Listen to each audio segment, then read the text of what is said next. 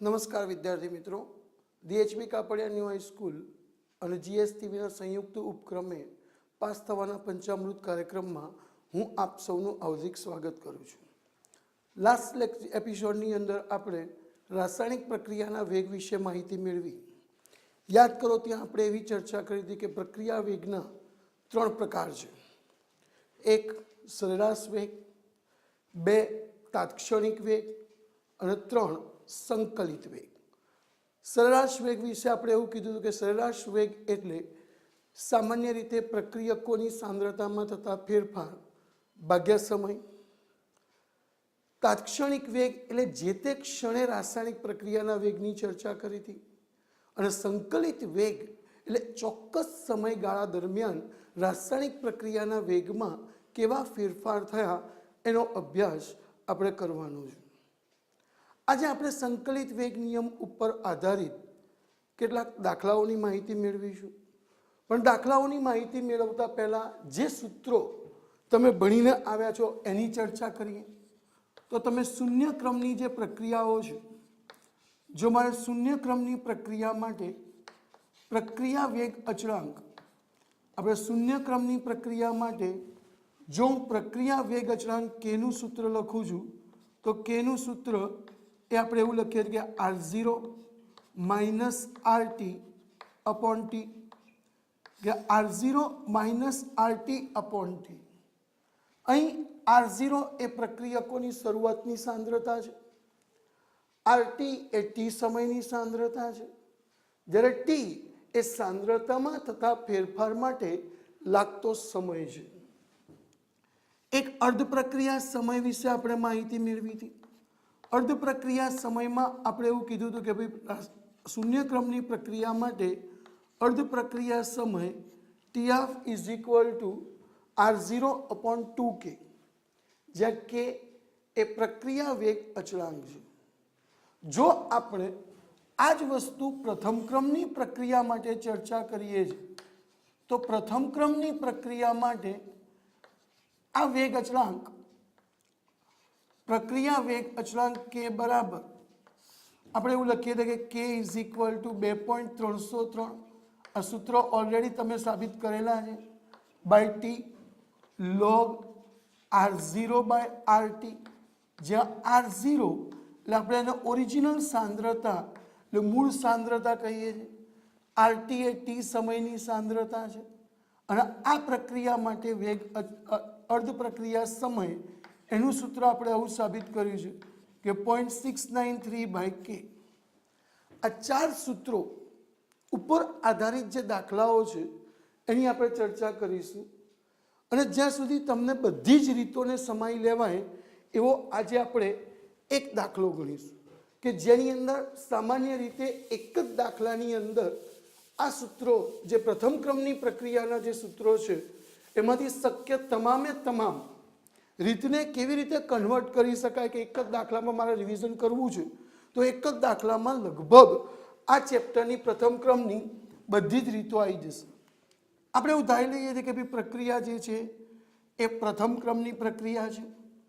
ધ્યાનથી સમજજો અહીંયા કે મારી પાસે પ્રથમ ક્રમની પ્રક્રિયા છે અને આ પ્રથમ ક્રમની પ્રક્રિયા માટે હું એવું વિચારી લઉં છું કે શરૂઆતની જે સાંદ્રતા એ મને આપી દેવામાં આવેલી છે કે જેને આપણે પ્રારંભિક સાંદ્રતા એટલે R0 કહીએ, અને એ R0 મને 0.2 મોલર એટલે મોલ પ્રતિ લીટર આપી દેવામાં આવેલી છે.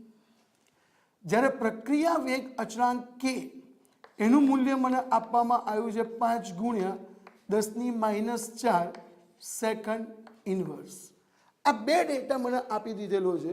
એક તો મને એવું કહેવા 3 વસ્તુ આપેલી છે. મને એવું કહેવામાં આવ્યું છે કે પ્રક્રિયા પ્રથમ ક્રમની છે, શરૂઆતની સાંદ્રતા 0.2 મોલર છે અને પ્રક્રિયા વેગ અચળાંક Kનું મૂલ્ય એ 5 ગુણ્યા 10⁻⁴ સેકન્ડ ઇન્વર્સ છે.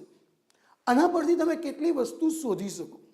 જુદા જુદા 5 દાખલાઓ આની અંદર MCQથી શરૂ કરી 2 માર્ક સુધીના બનાવી શકાય. જેમ કે મારે પહેલી એક વસ્તુ લેવી છે તો હું એવું પૂછી શકું છું કે પ્રક્રિયાનો પ્રારંભિક વેગ કેટલો હશે. કે આ જે પ્રક્રિયા છે એ પ્રક્રિયાનો પ્રારંભિક વેગ કેવી રીતે શોધી શકાય? જો મારે આ પ્રક્રિયાનો પ્રારંભિક વેગ શોધવો છે તો પ્રક્રિયાનો પ્રારંભિક વેગ શોધવા માટે આપણી પાસે જે પ્રથમ ક્રમની પ્રક્રિયા છે એના વેગ અચળાંકનું સમીકરણ લખીએ તો -dr by dt is equal to આપણે એવું લખીએ તો કે k r, પ્રથમ ક્રમ છે એટલે r ની 1 ઘાત થાય. આ dr બાય dt ને આપણે વેગ કહીએ છીએ. કે એ પ્રક્રિયા વેગ અચળાંક છે, r એ સાંદ્રતા છે. જો હું અહીંયા શરૂઆતની સાંદ્રતા મૂકી દઉં તો આ વેગ શરૂઆતનો વેગ થઈ જાય. એટલે આ સૂત્રને જો મારે પ્રારંભિક વેગમાં કન્વર્ટ કરવું છે તો પ્રારંભિક વેગ બરાબર હું એવું લખી શકું છું કે કે અને ઇન્ટુ આ પ્રારંભિક સાંદ્રતા r0, કેનું જે મૂલ્ય છે 5 ગુણ્યા 10 - 4, r0નું મૂલ્ય આપણી પાસે 0.2 છે.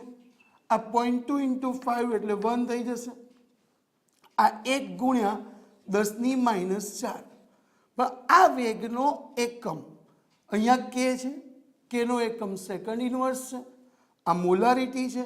તો આનો જે એકમ મારે લખવો હોય તો મોલારિટી એટલે તમને ખબર છે કે મોલ ઇન્ટુ લિટર ઇન્વર્સ, અને કેનો એકમ મારી પાસે સેકન્ડ ઇન્વર્સ છે એટલે આ સેકન્ડ ઇન્વર્સ. એટલે આ એક વસ્તુ તમને પ્રારંભિક વેગ શોધવાનું પૂછી શકાય. બીજો જે પોઈન્ટ છે એની અંદર આપણે એવું તમને પૂછી શકીએ કે અર્ધ પ્રક્રિયા સમય ગણો, કે અર્ધ પ્રક્રિયા સમય શોધો, કે આપણે અર્ધ પ્રક્રિયા સમય ગણવો છે. જો મારે અર્ધ પ્રક્રિયા સમય શોધવો હોય તો આ અર્ધ પ્રક્રિયા સમય શોધવા માટેનું પ્રથમ ક્રમની પ્રક્રિયાનું સૂત્ર આપણું એવું છે કે TF is equal to 0.693 by K. આ કિંમત મૂકી દઈએ. હમણાં જ આપણે આ સૂત્ર લખ્યું હતું કે પ્રથમ ક્રમની પ્રક્રિયા માટે જો મારે અર્ધ પ્રક્રિયા સમય શોધવો છે તો 0.693 કે છે મારી પાસે 5 ગુણ્યા 10 - 4 બરાબર, આ -4. હવે આની જો વેલ્યુ મારે લેવી છે, હવે આ બધી આપણે અહીંયા દાખલાની અંદર જ્યાં સુધી બોર્ડ એક્ઝામની વાત છે તો તમને આ આંકડાઓ અપૂર્ણાંકમાં પણ આપી શકે છે. આ મોઢે ગણતરી થાય એવી છે કે 10 - 4 ને ઉપર લઈ લઈએ એટલે 6930, અને 6930 ને આપણે 5 વડે ભાગી નાખો એટલે આ અર્ધ પ્રક્રિયા સમય આપણો બરાબર એ થઈ ગયો 1386 સેકન્ડ. એટલે આ રીતે એક એક માર્કના MCQમાં તમને અર્ધ પ્રક્રિયા સમય શોધવાનું પૂછી શકાય, પ્રારંભિક વેગ શોધવાનું પૂછી શકાય. ત્રીજી જે વસ્તુ આની અંદરથી બહુ અગત્યની જે પૂછવામાં આવે છે એવું કહે છે કે ભાઈ 80%, ધારો કે એવું પૂછવામાં આવે કે ભાઈ 80% પ્રક્રિયા પૂર્ણ થવાનો સમય ગણો, કે 80% પ્રક્રિયા પૂર્ણ થવાનો સમય શોધો. હવે જો મારે 80% પ્રક્રિયા પૂર્ણ થવાનો સમય અહીંયા ટકા બદલી શકાય. તમને 80ની જગ્યાએ બરાબર 1થી શરૂ કરી અને 99 સુધી કોઈ પણ ટકા આપી શકાય. આપણે અગાઉ વાત કરેલી છે કે કોઈ પણ રાસાયણિક પ્રક્રિયા 100% ક્યારેય પૂરી થતી નથી. જો મારે 80% પ્રક્રિયા પૂર્ણ થવાનો સમય શોધવો છે તો મારી પાસે જે શરૂઆતની સાંદ્રતા છે 80% પ્રક્રિયા પૂર્ણ થાય એટલે આપણે એવું કહી શકીએ કે ભાઈ 80% પ્રક્રિયકો વપરાઈ જાય. જો 80% પ્રક્રિયા પૂર્ણ થાય તો 80% પ્રક્રિયકો વપરાય, અને જો 80% પ્રક્રિયકો વપરાય તો 100માંથી 80 બાદ કરું એટલે 20% પ્રક્રિયકો બાકી રહે. કે આ જે મારી પાસે પ્રક્રિયકો હતા એ પ્રક્રિયકોમાંથી આ 20% પ્રક્રિયકો બાકી રહે.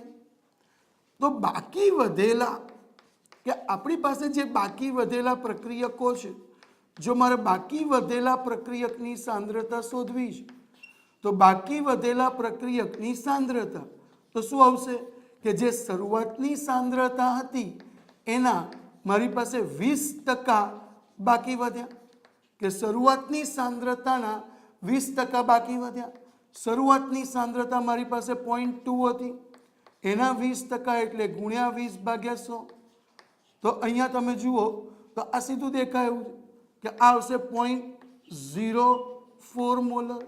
તો મારી પાસે આ બાકી વધેલા પ્રક્રિયકની સાંદ્રતા થઈ. હવે મારે સમય શોધવો છે તો સૂત્રમાં કિંમત મૂકી દો કે કે બરાબર 2.303 by T log r0 by RT.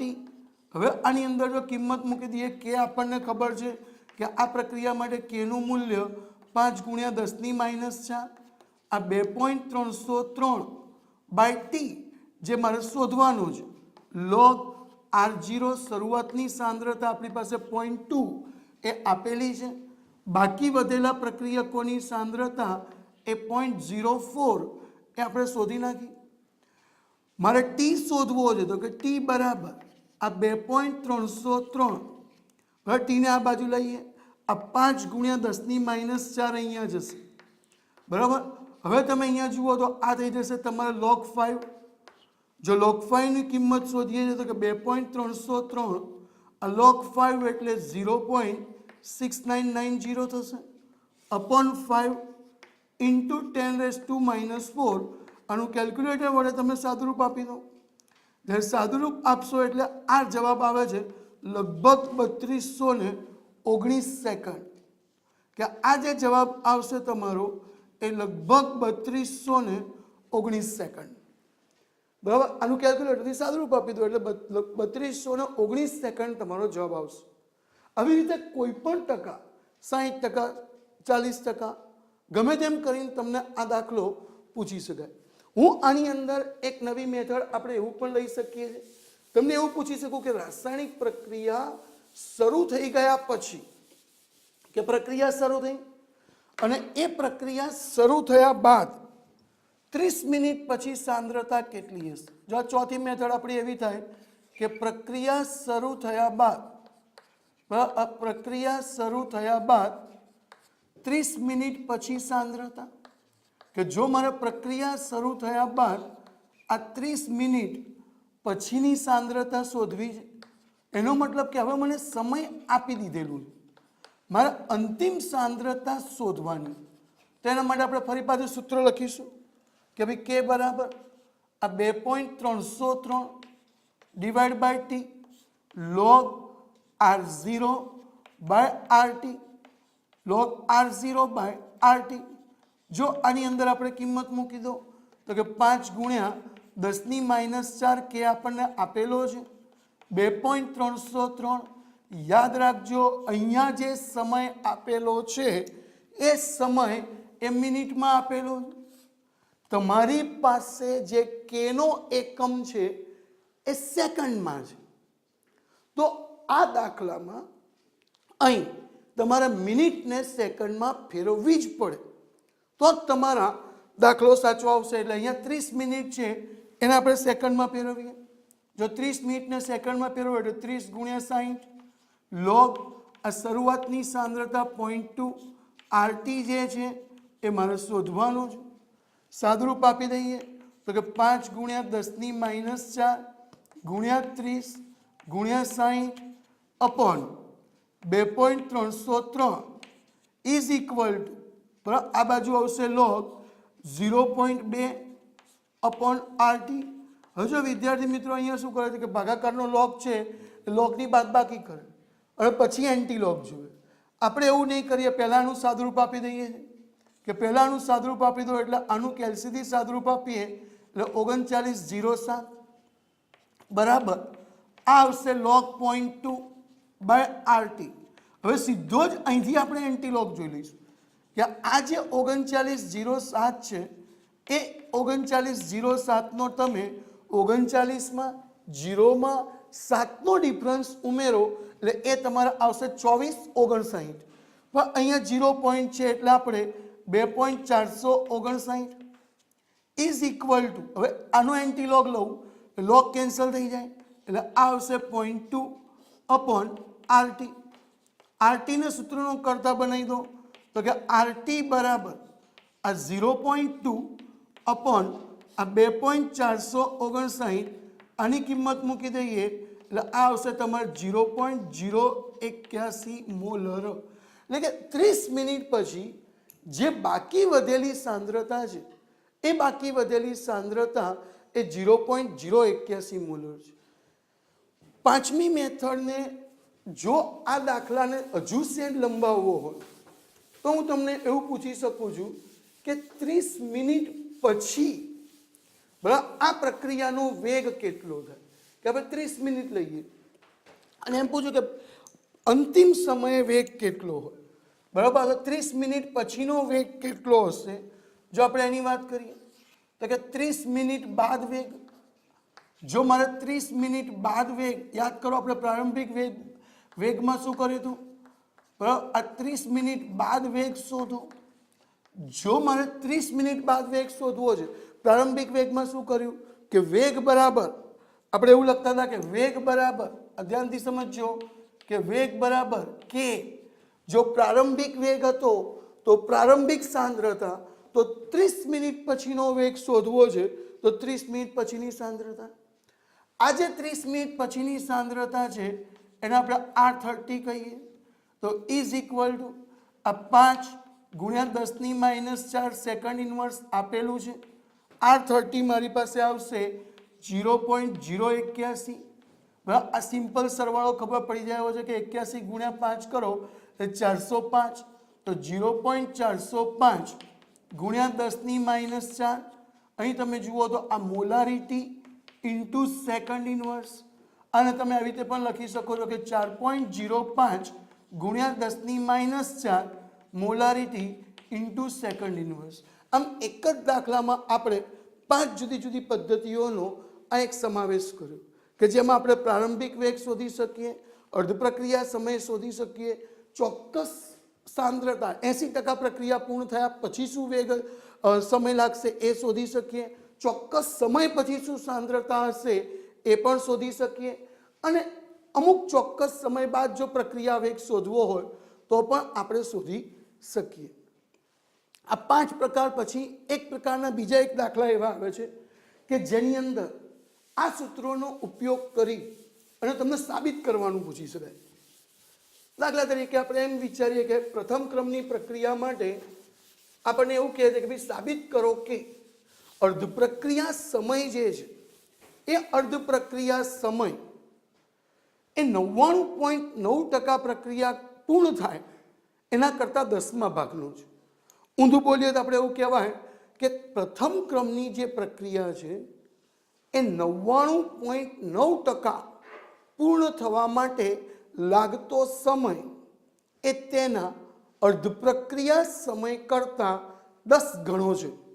એનો અર્થ એવો છે કે મારે આ દાખલાની અંદર બરાબર આપણે એવું સાબિત કરવું છે કે 99.9% એટલે T99.9 આની જે વેલ્યુ છે એ લગભગ બરાબર આપણને એવું કહે છે કે T½ કરતાં 10 ગણી છે. મારે આવું સાબિત કરવું કે ભાઈ સાબિત કરો કે પ્રથમ ક્રમની પ્રક્રિયા માટે 99.9% પૂર્ણ થવા માટે લાગતો સમય એ અર્ધ પ્રક્રિયા સમય કરતાં 10 ગણો છે. અર્ધ પ્રક્રિયા સમય માટે આપણે કંઈ નવું વિચારવાનું નથી. તમને ખબર જ છે કે આપણી પાસે પ્રથમ ક્રમની પ્રક્રિયા છે અને એ પ્રથમ ક્રમની પ્રક્રિયાનો આ અર્ધ પ્રક્રિયા સમય T½ is equal two 0.693/K લખીએ આપણે. આ જે અર્ધ પ્રક્રિયા સમય છે આ સૂત્ર આપણે સાબિત કરેલું છે. એટલે આ અર્ધ પ્રક્રિયા સમય મારી પાસે આવી ગયો, એટલે આને મેં પરિણામ 1 આપી દીધું. હવે એવું કહે છે કે 99.9% પ્રક્રિયા પૂર્ણ થયો. તો આગળના દાખલામાં જેમ આપણે 80% કર્યું બિલકુલ એવી રીતે, પણ ત્યાં શરૂઆતની સાંદ્રતા આપી દીધેલી હતી.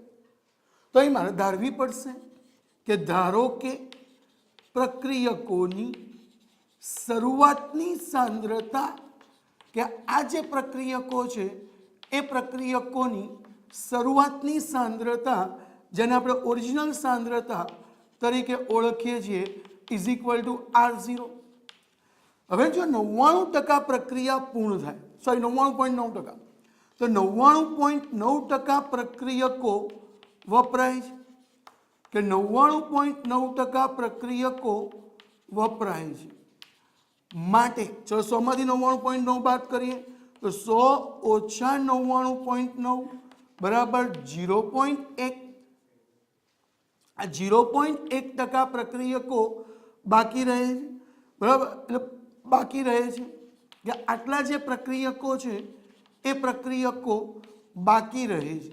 તો હવે બાકી રહેલા પ્રક્રિયકોની સાંદ્રતા, જો મારે બાકી વધેલા પ્રક્રિયકની સાંદ્રતા શોધવી છે તો બાકી વધેલા પ્રક્રિયકની સાંદ્રતા, તો શું કરીએ છીએ આપણે કે R0 જે છે એ R0ના મારે લેવા પડ્યા 0.1%. તો આનું તમે એ 0.1ના ભાગમાં 100 થશે તો અહીંયા આવશે 0.001 R0.